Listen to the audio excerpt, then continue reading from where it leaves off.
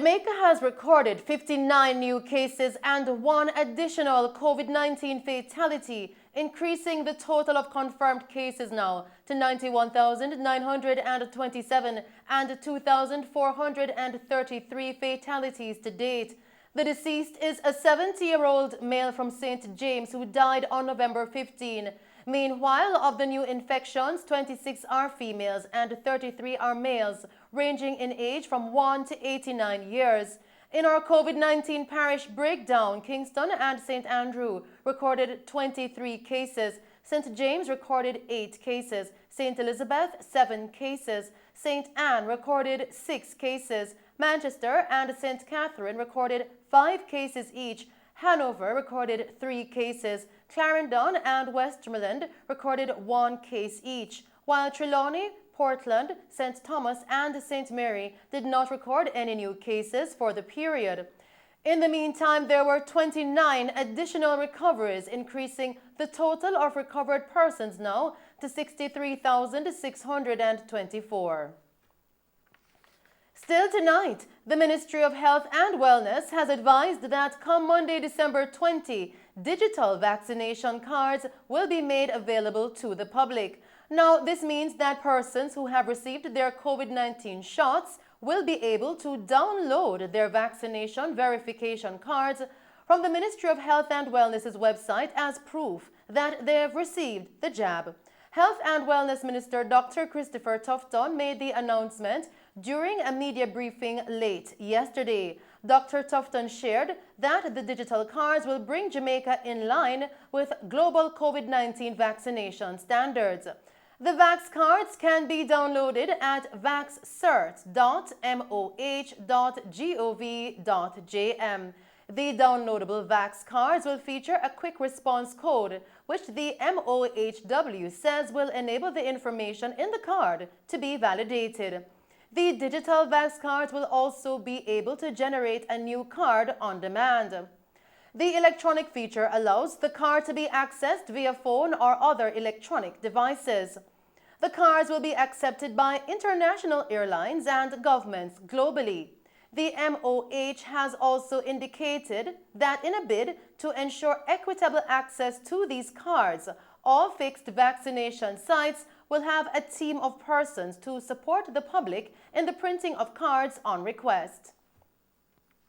In other news tonight, rank and file members of the Jamaica Constabulary Force turned up at the Home Circuit Court Civil Division in downtown Kingston today, as a new court date in the matter of unpaid wages is to be heard in April of 2022. Here is Colleen May with the details. The Police Federation and representatives of government returned to court today regarding unpaid overtime wages reportedly owed to rank and file members from 2008. Chairman of the Police Federation, Corporal Rohan James, in speaking with our news team following this morning's court session, explained that a pre-trial hearing is now set for March 10 of next year, with a trial date set for April. The matter was heard in the Home Circuit Civil Division this morning, and arising out of that, a few orders were issued by the court, and a further pre-trial date for March the 10th has been set, and a trial date set for the 4th and 5th of April 2022. It is expected then that all the court's directions will be complied with by all parties, and that we will be all in good stead for a hearing to be conducted on the 4th and the 5th of April 2022. Whatever disclosure needs to be made, an affidavit in further support of the matter, and whatever case references, and it must be done within particular period so that the matters can be responded to by both parties, and where there are no objections, they should now file a pre-trial consent form for the court's use. Corporal James also said that the Federation is willing to have an out-of-court settlement if the government is willing to do so. We have extended an olive branch, and we are still amenable to an out-of-court settlement if the government so desires, but one thing we can say for sure, we will not compromise the hard earnings of the men and women of the constabulary force. We are expecting that the government, since they are relying on equity, they must come with clean hands and they must be prepared to make that compensation. We are prepared to afford a particular amount of time, and we will not be going beyond that remit. We will not be going outside of a 4-year period for full compensation to be made to the men and women.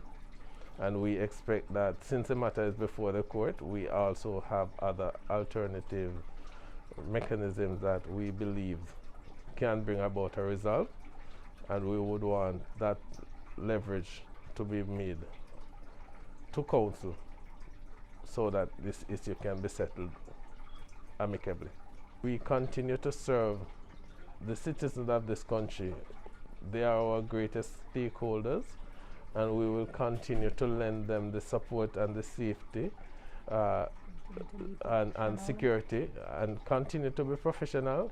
And we will continue to implore upon them to, in the face of the bravery that they continue to exhibit, that they must also take personal safety as being paramount, more so in this Yuletide season, and in everything be strong and continue to pray and to invoke God's presence where they must.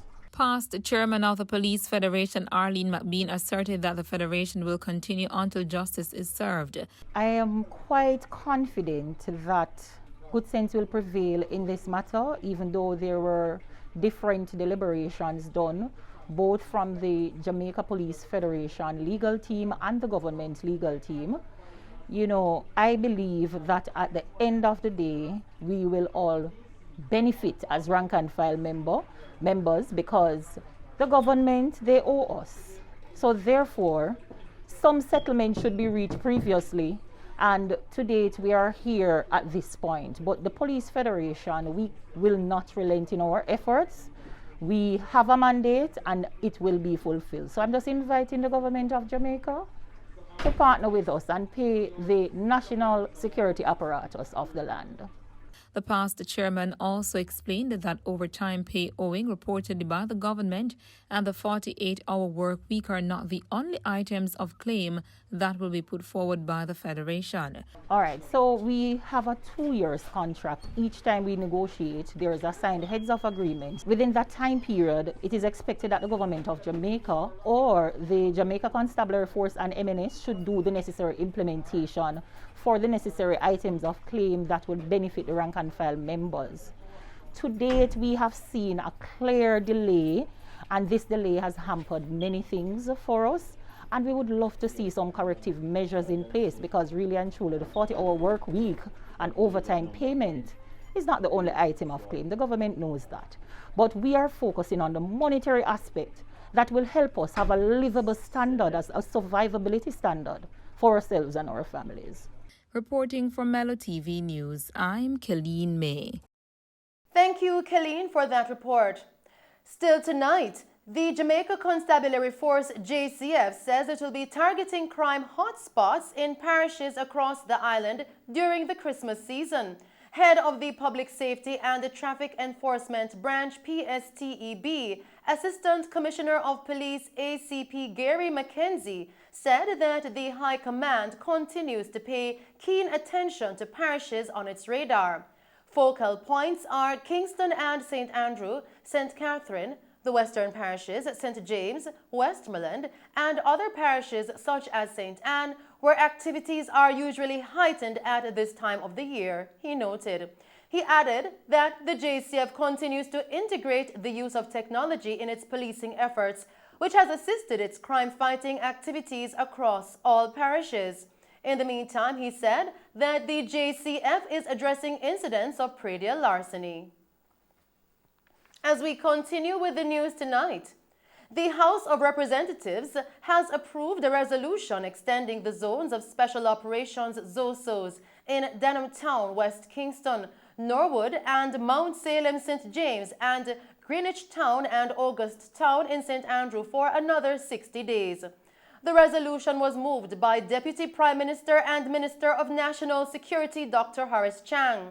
According to a release, Dr. Chang, in his remarks on Tuesday, said the zones of special operations constitute the most comprehensive, inclusive, and impactful development program in Jamaica's history.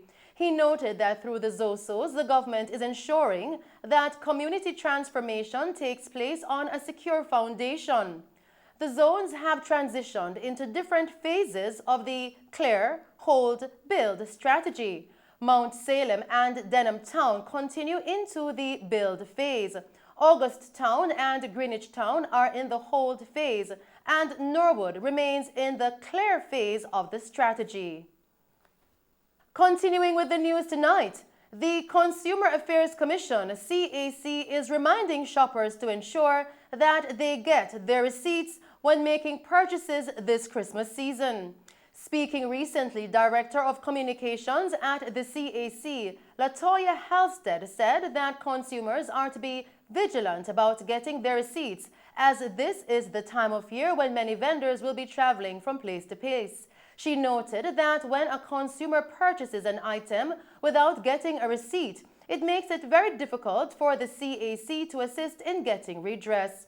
Ms. Halstead also informed that if a consumer goes into an establishment and sees the no refund, no exchange sign on display, it is important for them to know that the Consumer Protection Act CPA trumps that sign, no matter what the provider is saying.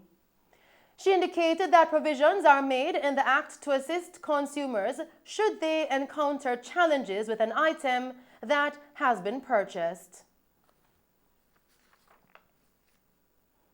Still making Mello TV news tonight, Justice Minister Delroy Chalk says the government is looking to utilize a public-private partnership arrangement to develop a proposed corporate headquarters for the local judiciary.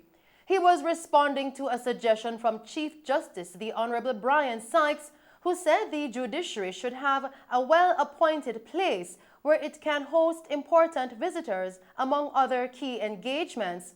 Mr. Chalk, who was speaking during the semi-virtual $120 million Clarendon Parish Court renovation project contract signing at the Justice Ministry in St. Andrew recently, noted that the administration will not have the money to fully undertake the development, said Minister of Finance and the Public Service Dr. Nigel Clark.